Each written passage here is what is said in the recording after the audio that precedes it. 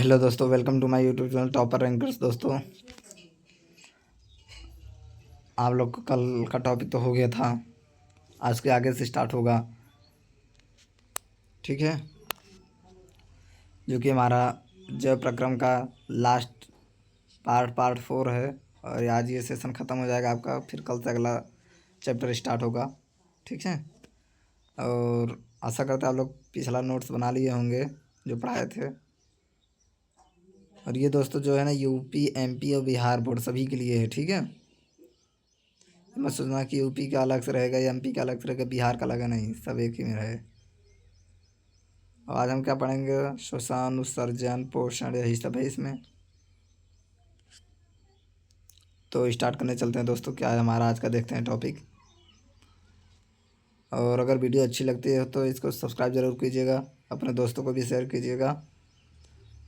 Subscribe करने से आपको ये फ़ायदा होगा कि जब भी मैं वीडियो अपलोड करूँगा आपके पास तुरंत नोटिफिकेशन आ जाएगा। ठीक है, लाइव आते ही नोटिफिकेशन आ जाएगा। तो सेशन में स्टार्ट करने चलते हैं आगे। आपको बताया नहीं यार, ऐसे अच्छा लग रहा था कि हैंड रिटन में अच्छा लग रहा था? हमें तो लगता है ऐसे ही अच्छा लगता है, कितना अच्छा दिखने में भी लगता है ऐसे पे। हाँ, है ना। चलो आगे चलते हैं। आगे क्या था हमारा? रक्तदाब। रक्तदाब किसे कहते हैं? ठीक है, 1 मिनट रुको, थोड़ा बड़ा कर लें इसे।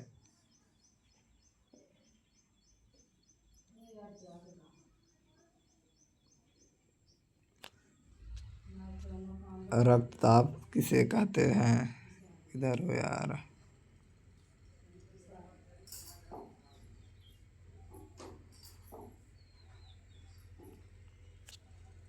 देखो, अब रक्तदाब किसे कहते हैं? जिन्हें ब्लड प्रेशर कहते हैं। रक्तदाब रक्त द्वारा धमनियों के परिवार दीवारों पर डाले जाने वाले दबाव को रक्तदाब कहते हैं। ठीक है, रक्त द्वारा धमनियों की दीवारों पर डाले जाने वाला दबाव को हम क्या कहते हैं? रक्तदाब कहते हैं। सामान्य सामान्य रक्तदाब के लगभग 120 से 80 से 120 mmHg का होता है। ठीक है दोस्तों, जो सामान्य रक्तदाब होता है, नहीं जो कहते हैं ब्लड प्रेशर, वो 80 से 120 के अंदर रहना चाहिए। ये सामान्यतः रहता है। इसका मतलब कि तब आपका ब्लड प्रेशर ठीक रहेगा, ना ज़्यादा हाई ना ज़्यादा लो। ठीक है दोस्त, समझ में आ गया? रक्तदाब किसे कहते हैं? रक्त द्वारा धमनियों की दीवारों पर डाले जाने वाले दबाव को क्या कहते हैं? रक्तदाब कहते हैं। ठीक, अब आगे देखो, प्लेटलेट। प्लेटलेट किसे कहते हैं? प्लेटलेट्स रक्त के छोटे छोटे कण होते हैं जो रक्त का थक्का बनने की सहायता करते हैं और अधिक रक्तस्राव को रोकते हैं।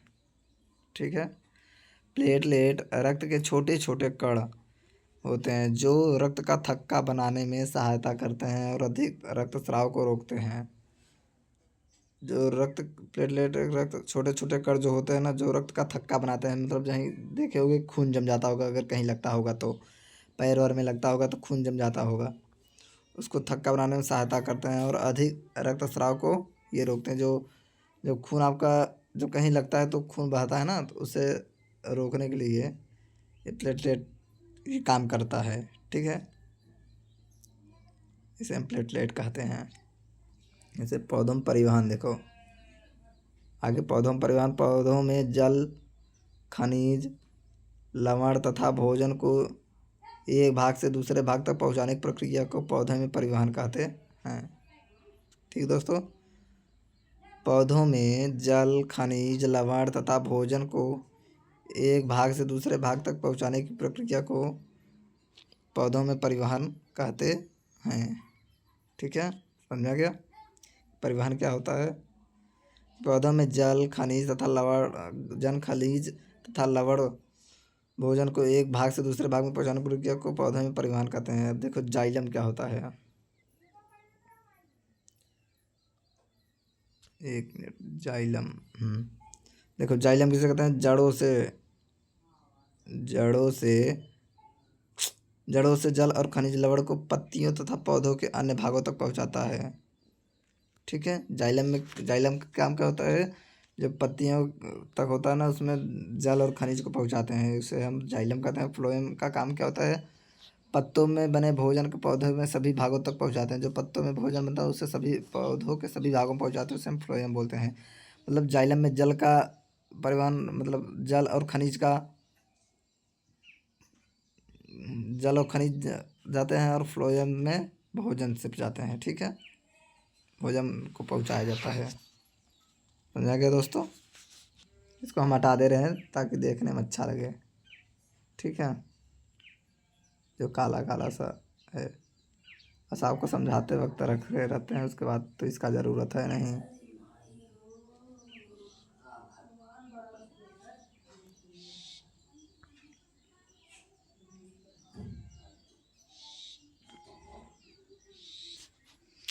ठीक दोस्तों, बढ़ते हैं आगे। समझ में आ गया ये सब? रक्तदाब, प्लेटलेट, पौधों में परिवहन, जाइलम, फ्लोएम। ठीक है, तो आगे बढ़ते हैं। आगे देखो क्या है हमारा पौधों में परिवहन। देखिए डायग्राम के साथ है। अच्छा नहीं है ऐसे डायग्राम? कि जाइलम किसे कहते हैं? जड़ों में जल और खनिज लवण को पत्तियों तथा पौधों के अन्य भागों तक पहुंचाता है, जाइलम होता है। देखो यही जाइलम है। कहाँ पहुंचाता है? पत्तियों तथा पौधों के अन्य भागों तक। कौन जल पहुंचाता है उसे हम जाइलम कहते हैं। देखो फ्लोएम क्या होता है? पत्तियों में बने भोजन को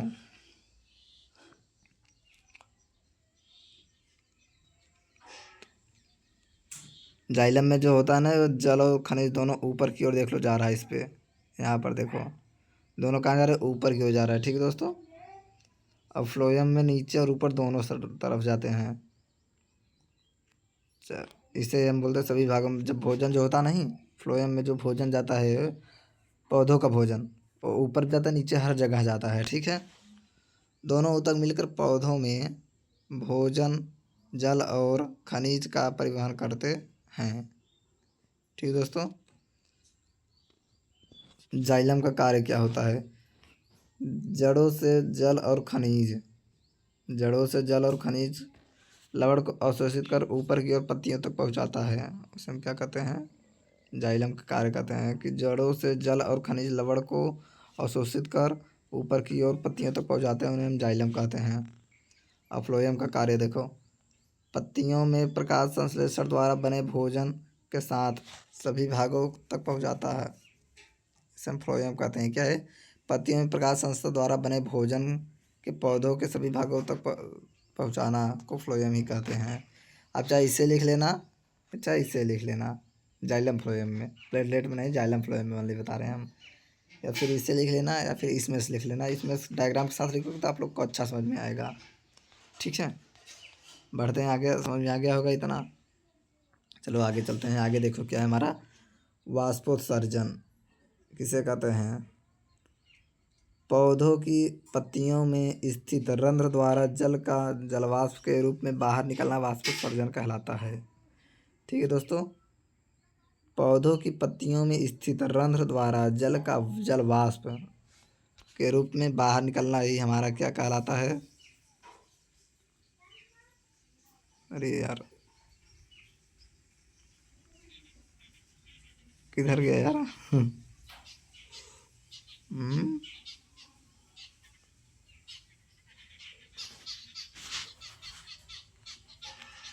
चलो इसको बैक करके लिख लेना। ठीक है, किधर चला गया? हम्म, उसको बैक करके लिख लेना, थोड़ा सा ही था वहाँ। आगे देखो उत्सर्जन क्या होता है? उत्सर्जन क्या होता है हमारा?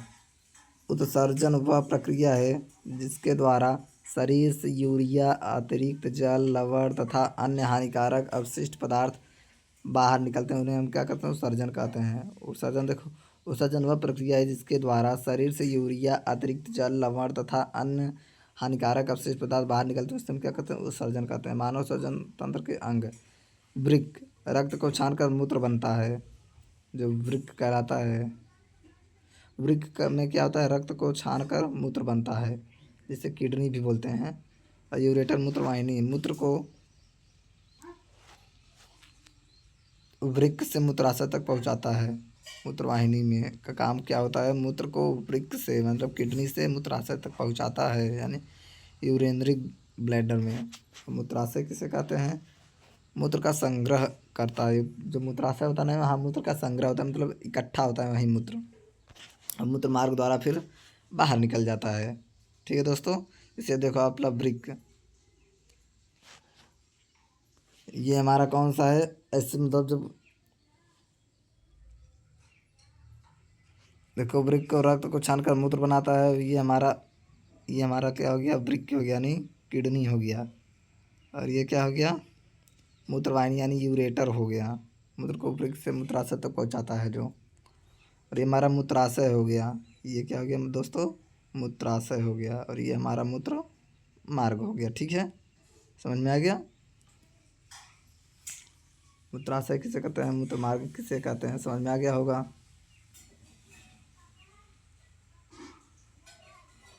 आप लोगों को यार इतना मेहनत करता, आप लोग लाइक सब्सक्राइब करते ही नहीं हो, पता नहीं क्या आप करें। अब आपको लोग के आप लोग लाइक सब्सक्राइब करोगे जब, बताओ। चलो आगे चलते हैं। विसर्जन समझ में आ गया ना दोस्तों, कि विसर्जन काम क्या होता है, विसर्जन वह प्रक्रिया जिसके द्वारा शरीर से यूरिया, अतिरिक्त जल, लवण तथा अन्य हानिकारक जो अपशिष्ट पदार्थ उन्हें बाहर निकालते हैं, इन्हें विसर्जन तंत्र कहते हैं।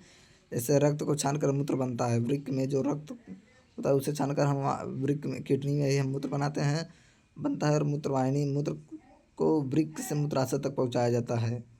ठीक है, और मूत्र का संग्रह कहाँ होता है दोस्तों, सब जो मूत्र इकट्ठा होता है वो कहाँ पर होता है, यूराइनरी ब्लैडर यानी मूत्राशय में, और फिर उसे मूत्र मार्ग द्वारा बाहर निकाल दिया जाता है। ठीक है, समझ में आ गया। चलो आगे देखते हैं, वृक्काणु, नेफ्रॉन की संरचना, जिसे हम नेफ्रॉन भी बोलते हैं, किसे कहते हैं, वृक्काणु या नेफ्रॉन। वृक्क की संरचना एवं क्रियात्मक इकाई है, प्रत्येक वृक्क में लगभग 10 लाख वृक्काणु होते हैं। ठीक है दोस्तों, वृक्काणु वृक्क की संरचनात्मक एवं क्रियात्मक इकाई है, प्रत्येक वृक्क में लगभग 10 लाख वृक्काणु होते हैं। कितने, 10 लाख वृक्काणु। ठीक है, वृक्काणु के भाग, बोमन संपुट, ग्लोमेरुलस, समीपस्थ कुंडलित नालिका, हेनले का लूप, और दूरस्थ कुंडलित नालिका, संग्रह नालिका। ये हमारे क्या वृक्काणु के मुख्य भाग है, 6 भाग हैं इसके। ठीक है, बोमन संपुट, ग्लोमेरुलल, समीपस्थ कुंडलित नालिका, हेनले का लूप, दूरस्थ कुंडलित नालिका, डीसीटी, जिससे हम बोलते हैं संग्रह नालिका।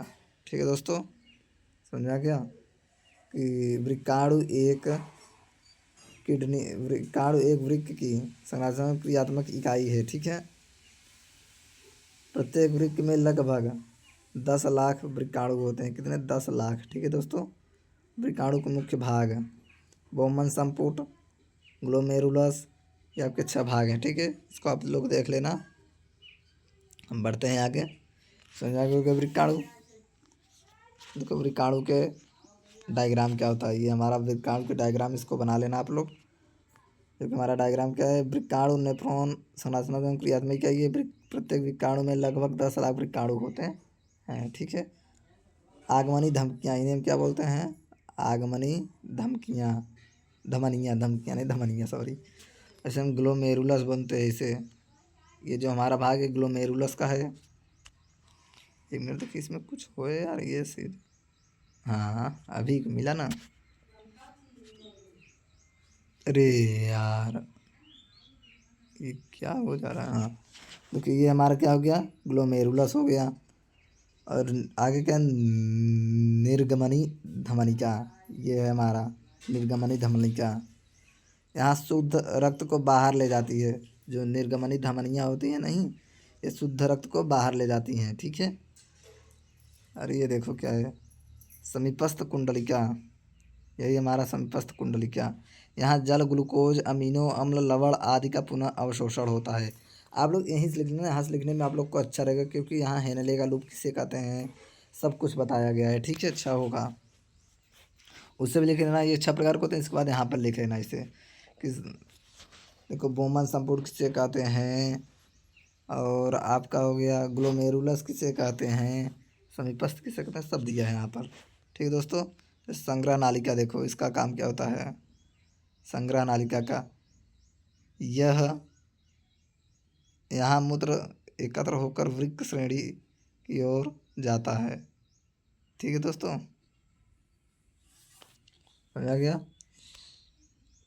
अब ये देखो बोमन संपुट में ग्लोमेरुलस, जो बोमन संपुट होता है यहाँ ग्लोमेरुलस के घेरे रहता है। और हेनले का लूप किसे कहते हैं। यहाँ जल और लवणों का अवशोषण होता है। किसका, जल और लवण का क्या होता है, अवशोषण। देखो यहाँ पर वृक्काणु के कार्य जो दिया है, रक्त का परिशोधन करके मूत्र बनाना, शरीर में जल लवण तथा अम्ल क्षार संतुलन बनाए रखना, ये सब इसके कार्य। हानिकारक अपशिष्ट पदार्थों को बाहर निकालना किसका काम है, वृक्काणु का काम है। ठीक है, जितनी भी खराब वस्तुएं हैं तो इन्हें बाहर निकालना ही किसका काम है, वृक्काणु का काम है। ठीक है दोस्तों, समझा क्या। इससे आप लोग चित्र को बना लेना पूरा। ठीक है, ये बहुत ही ज़रूरी है, चित्र सब बना लेना अपने से। अब इतना हम दे दिए हैं, चलो फिर हम बढ़ते हैं आगे और आगे देखते हैं। समझा गया ये सब। बोमन संपुट आपका, ग्लोमेरुलस, समीपस्थ कुंडलिका, हेनले का लूप, दूरस्थ कुंडलिका, संग्रह नालिका। ठीक है, सब आप अपना लिख लेना। बढ़ते हैं आगे। अब आगे देखते हैं क्या है हमारा, कि निस्यंदन क्या होता है, यानी फिल्ट्रेशन। वृक्क के ग्लोमेरुलस में रक्त के छानने की प्रक्रिया को निस्यंदन कहते हैं। इस प्रक्रिया में जल, लवण, ग्लूकोज, यूरिया आदि बोमन संपुट में पहुंचा जाते हैं। ठीक है दोस्तों, क्या होता है, वृक्क के ग्लोमेरुलस में रक्त के छानने की प्रक्रिया को निस्यंदन कहते हैं। ठीक है दोस्तों, वृक्क के ग्लोमेरुलस में रक्त के छानने की प्रक्रिया को क्या कहते हैं, निस्यंदन कहते हैं। इस प्रक्रिया में जल, लवण, ग्लूकोज, यूरिया आदि बोमन संपुट में पहुंच जाते हैं। ठीक, इसे हम क्या कहते हैं, निस्यंदन कहते हैं। देखो पुनः अवशोषण किसे कहते हैं। वृक्क नलिकाओं में उपयोगी पदार्थों जैसे जल, ग्लूकोज, अमीनो अम्ल तथा लवण का पुनः रक्त में अवशोषित होना पुनः अवशोषण कहलाता है। ठीक है दोस्तों, समझा गया कि वृक्क नलिकाओं में उपयोगी पदार्थ जैसे जल, ग्लूकोज, अमीनो अम्ल तथा लवण का पुनः रक्त में अवशोषित होना ही क्या कहलाता है, पुनः अवशोषण कहलाता है। समझ में आ गया। आगे बढ़ते हैं, अब देखते हैं आगे क्या है। ठीक है,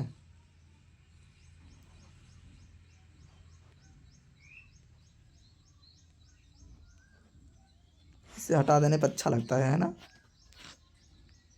थोड़ा टाइम लगता है और क्या।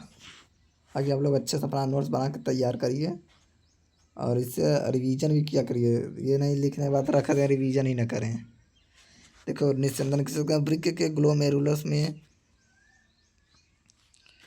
जो वृक्क का ग्लोमेरुलस में रक्त में छानने की प्रक्रिया को निस्यंदन कहते हैं। इस प्रक्रिया में जल, लवण, ग्लूकोज, यूरिया आदि बोमन संपुट में पहुंच जाते हैं। कहाँ पहुंच जाते हैं, बोमन संपुट। अभी आपने आपको बताया बोमन संपुट किसे कहते हैं पीछे, उसमें सब पहुंच जाते हैं। ठीक है, और जो हमारा पुनः अवशोषण होता है, वृक्क नालिकाओं में उपयोगी पदार्थ जैसे जल, ग्लूकोज, अमीनो अम्ल तथा लवण का पुनः रक्त में अवशोषित हो जाना ही क्या कहलाता है, पुनः अवशोषण कहलाता है। ठीक है, समझा गया निस्यंदन, पुनः अवशोषण। बढ़ते हैं आगे। और आगे देखो हमारा लास्ट टॉपिक है शायद, हाँ ये हमारा लास्ट हेडिंग है, इसके बाद आपका ख़त्म हो जाएगा चैप्टर। ठीक है, पौधों में उत्सर्जन किसे कहते हैं। पौधे अपने अपशिष्ट पदार्थों को रंध्र, वात रंध्र तथा जड़ों के माध्यम से बाहर निकालते हैं। कुछ अपशिष्ट पौधों में अपने अपशिष्ट पदार्थों को रंध्र, वात रंध्र तथा जड़ों के माध्यम से बाहर निकालते हैं। कुछ अपशिष्ट पदार्थ पत्तियों, छाल और फलों में जमा होकर उनके गिरने के साथ बाहर निकल जाते हैं। उसमें क्या कहते हैं, पौधों में उत्सर्जन। पौधे अपने अपशिष्ट पदार्थों को रंध्र, वात रंध्र तथा जड़ों के माध्यम से बाहर निकालते हैं। ठीक है दोस्तों, किस द्वारा, पौधे अपने अपशिष्ट पदार्थों में रंध्रों, वात रंध्रों तथा जड़ों के माध्यम से बाहर निकालते हैं। इससे पौधे का उत्सर्जन होता है। और कुछ अपशिष्ट पदार्थ पत्तियां, छाल और जलों में जमा होकर उनके गिरने के साथ बाहर निकल जाते हैं। ठीक दोस्तों, इन्हें हम क्या कहते हैं, पौधों में उत्सर्जन कहते हैं। और पौधों में उत्सर्जन के माध्यम के भाग, देखो रंध्र क्या होता है। पत्तियों से गैसीय अपशिष्ट एवं जलवाष्प का निष्कासन, पत्तियों से गैसीय अपशिष्ट एवं जलवाष्प का निष्कासन रंध्र में होता है। और वातरंध्र, तने से गैसों का आदान प्रदान एवं वाष्प अपशिष्ट का निकलना, निष्कासन क्या होता है, वातरंध्र होता है। ठीक दोस्तों, तने से जो गैस का आदान प्रदान व अपशिष्ट का निष्कासन होता है वातरंध्र में होता है। और जड़, जड़ कुछ अपशिष्ट पदार्थों को मिट्टी में छोड़ती है। जड़ जो होता नहीं है वो कुछ अपशिष्ट पदार्थों को किस में छोड़ती है, मिट्टी में छोड़ देती है। पत्तियां, फल, छाल और फल, अपशिष्ट पदार्थ इनमें जमा हो जाते हैं और इनके गिरने पर बाहर निकल जाते हैं। अवशिष्ट पदार्थ इनमें जमा हो जाते हैं और इनके गिरने पर बाहर निकल जाते हैं। रेजिन, गोंद एवं लेटेक्स, कुछ पदार्थ इन पदार्थों के रूप में अपशिष्ट का निष्कासन करते हैं। ठीक है दोस्तों।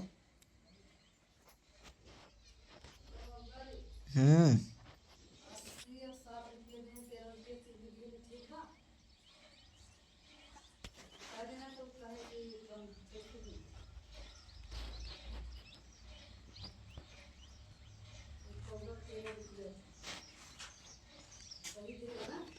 देखो आगे क्या था हमारा। पौधे अपने अपशिष्ट पदार्थ में रंध्रों, वात रंध्रों तथा जड़ों के माध्यम से बाहर निकलते हैं। कुछ अपशिष्ट पदार्थ पत्तियों, छाल और फलों में जमा होकर उनके गिरने के साथ बाहर निकल जाते हैं। ठीक है। पौधों में वाष्प उत्सर्जन का प्रमुख माध्यम क्या है, रंध्र जो होता है ना, रंध्र पत्तियों से गैसीय अपशिष्ट एवं जलवाष्प का निष्कासन करता है। वात रंध्र जो होता है तने से गैसों का आदान प्रदान एवं अपशिष्ट का निष्कासन करता है। और जड़ें क्या होती हैं, कुछ अपशिष्ट पदार्थों को मिट्टी में छोड़ दी हैं। पत्तियां, छाल व फल, अपशिष्ट पदार्थ इनमें जमा हो जाते हैं और इनके गिरने पर बाहर निकल जाते हैं। उन्हें क्या कहते हैं, पत्तियां, छाल और फल, ये अपशिष्ट पदार्थों इनमें जमा हो जाते हैं। जो अपशिष्ट पदार्थ इनमें जमा हो जाते हैं और इनके गिरने पर बाहर निकल जाते हैं। पत्तियां गिरती हैं जब, छाल उल गिरते हैं, फल गिरते हैं ना, तो बाहर निकल जाते हैं वो भी। रेजिन, गोंद एवं लेटेक्स, कुछ पौधे इन पदार्थों के रूप में अपशिष्ट का निष्कासन करते हैं। ठीक है दोस्तों, समझ आ गया आज का टॉपिक। आज का आपका इतना टॉपिक कवर हो गया है। इसी के साथ आपका आज का ये चैप्टर भी ख़त्म हो गया, जैव प्रक्रम। कल से अगला चैप्टर स्टार्ट होगा, तो आप लोग इसका अच्छे से पढ़ लीजिए और इसका नोट भी बना लीजिएगा, अपने कॉपी में अच्छी तरह से लिख लेना। और इसको लिखने के बाद रिवीजन भी कर लेना। ठीक है दोस्तों, थोड़ा थोड़ा रिवीजन करोगे तो आप लोग को जल्दी याद भी होगा। बट तो आज के लिए बस इतना ही। अगर वीडियो अच्छी लगी तो इसको सब्सक्राइब जरूर कीजिएगा, अपने दोस्तों को भी शेयर कीजिएगा। मिलते हैं अपनी अगली वीडियो में। Bye bye, take care.